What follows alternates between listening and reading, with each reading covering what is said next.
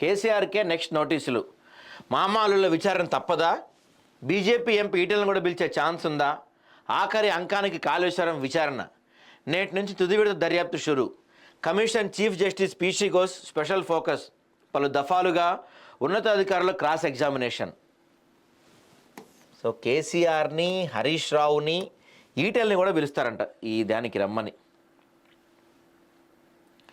ఎవరు పాపం చేసినా అది తిరిగి తనకు తగలటం ఖాయం అంటూ పెద్దలు అంటూ ఉంటారు. కేసీఆర్ని చూస్తే అది నిజమేననిపిస్తుంది. 10 ఏళ్ల బీఆర్ఎస్ పాలనలో ఎన్నో అవినీతి అక్రమాలకు పాల్పడ్డారని, ప్రభుత్వాన్ని నడిపిన కుటుంబం ఇష్టరాజ్యంగా వ్యవహరించిందని నాటి నుంచి కాంగ్రెస్, బీజేపీ పార్టీలు ఆరోపించాయి. అయితే వాళ్ళ పాపం పండే రోజు వచ్చిందని ఇప్పుడు అధికార కాంగ్రెస్ పార్టీ నేతలు పదే చెప్తూ వస్తున్నారు. ప్రస్తుత పరిస్థితులు గమనిస్తే ఎక్కువ టైం లేనట్టుగా కొడుతుంది. దేశంలోనే నెంబర్ 1 ప్రాజెక్టుగా చెప్పుకున్న కాళేశ్వరం కట్టిన పెద్ద ఇంజనీర్ కేసీఆర్కు ఉచ్చు బిగుస్తున్నట్టే కనిపిస్తుంది. గత సర్కార్ హయాంలో జరిగిన అక్రమాలపై దృష్టి పెట్టిన రేవంత్ సర్కార్ వాటిపై విచారణ కొనసాగిస్తుంది. అందులో భాగంగా కాళేశ్వరం ప్రాజెక్టు అవినీతి బయటపెట్టేందుకు పీసీ ఘోష్ కమిషన్ వేసింది. జస్టిస్ పీసీ ఘోష్ కమిషన్ విచారణ తుది దశకు చేరుకుంది. కాళేశ్వరం ప్రాజెక్టు నిర్మాణంతో సంబంధం ఉన్న నీటిపారుదల శాఖ మాజీ ఈఎన్సీలు, ఇతర కీలక ఇంజనీర్లు, రిటైర్డ్ ఇంజనీర్లతో పాటు రిటైర్డ్ ఐఏఎస్ అధికారులను ఇప్పటికే కమిషన్ ప్రశ్నించింది.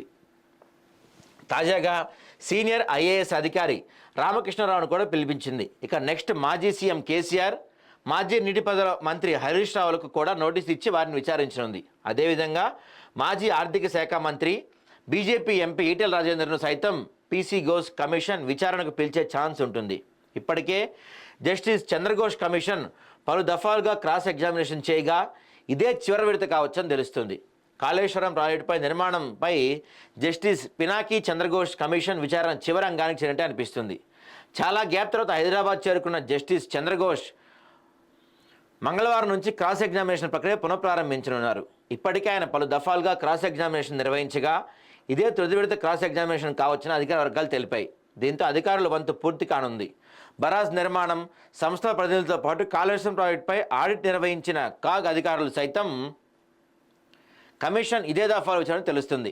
ప్రాజెక్టు నిర్మాణంలో ఎవరు కీలక నిర్ణయాలు తీసుకున్నారు, మేడిగడ్డ, అన్నారం, సుందెలలో బ్యారేజ్ నిర్మాణం ఎవరిది, బ్యారేజీల వైఫల్యానికి ఏం కారణాలు, రీఇంజనీరింగ్తో కాళేశ్వరం ప్రాజెక్టును తెర మీద తీసిన కారణాలు ఏంటి అనే వివరాలను పీసీ కమిషనర్ రాబట్టే పనిలో నిమగ్నమని సమాచారం ఉంది.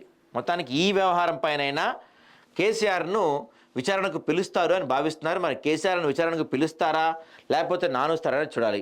అయితే అందరూ దీన్ని కాళేశ్వరం కమిషన్ అంటున్నారు కదా, ఇది కాళేశ్వరం కమిషన్ కాదు కదా. ఇది ఎందుకు కాళేశ్వరం కమిషన్ అయింది? ఇది పత్రికలందరూ, పేపర్లందరూ కూడా దీన్ని పదే కాళేశ్వరం కమిషనర్. ఎక్కడ కాళేశ్వరం మీద జరుగుతుంది? ఇక్కడ జరుగుతుంది మేడిగడ్డ, అన్నారో, సుందరిలే కదా. కాళేశ్వరం పైన విచారణ ఏడ జరుగుతుంది? అవి ఎప్పుడో కొట్టుకుపోయిన వాటి గురించి కదా విచారణ జరుగుతుంది. కాళేశ్వరం పూర్తి ప్రాజెక్టు గురించి జరగట్ల విచారణ. మేడిగడ్డ, అన్నారో, సుందెల మీద జరుగుతుంది విచారణ. కాళేశ్వరం పైన ఏడ జరుగుతుంది? అసలు ఈ ప్రాజెక్టు మొత్తం కట్టింది, దీనికి మొత్తం ఇంజనీర్గా ఉంది ఈ మెగా కృష్ణారెడ్డి. ఆయన్ని పిలిచారు విచారణకు ఒక్కసారన్నా? ఎక్కడ కూడా ఆయన పేరే లేదే దీంట్లో, ఎక్కడా కనపడలే ఆయన పేరు ఒక్క చోట కూడా. మరి ఆయన్ని విచారించకుండా ఇది ఎలా పూర్తి అయిపోద్దో నాకైతే అర్థం కావట్లా. ఇప్పుడు కేసీఆర్ని కూడా విచారణకు పిలుస్తారు నేనైతే అనుకోవట్లా. 100% ఆయన మాజీ సీఎం కాబట్టి ఆయనకు నోటీస్ ఇస్తారు, ఆయన నేను విచారణకు రానని చెప్తాడు. ఏదో వర్చువల్గానో లేకపోతే ఇంకేదో సాగిద్ది. కానీ ఇది సాగి ఇంకో 4 ఏళ్ళు పట్టిద్ది. ఇది అయ్యే పని కాదు. ఎవ్వరు ఒకవేళ దీంట్లో తప్పు జరిగినా సరే కేసీఆర్ కావచ్చు, కేటీఆర్ కావచ్చు, హరీష్ రావు కావచ్చు, వీళ్ళని వాళ్ళు అంటే ఏమీ దొరకకుండా ప్లాన్ చేసుకొని వెళ్ళారు పూర్తి స్థాయిలో. పైగా ఈ ప్రభుత్వం కూడా కొన్ని లోపభూయిష్టంగా నడుస్తున్నాయి. ఇప్పుడు మెగా కృష్ణారెడ్డి ఎందుకు విచారణకు పిలవట్లేదు? కాళేశ్వరం చీఫ్ మొత్తం వాళ్ళే కదా కాంట్రాక్టు. వాళ్ళు ఒక్కసారి విచారణకు పిలిచారా? వాళ్ళని పిలవలేదు. ఇప్పుడు ఐఏఎస్ రామకృష్ణరావుకు కూడా నోటీస్ ఇస్తారంట. రామకృష్ణరావు ఎవరు?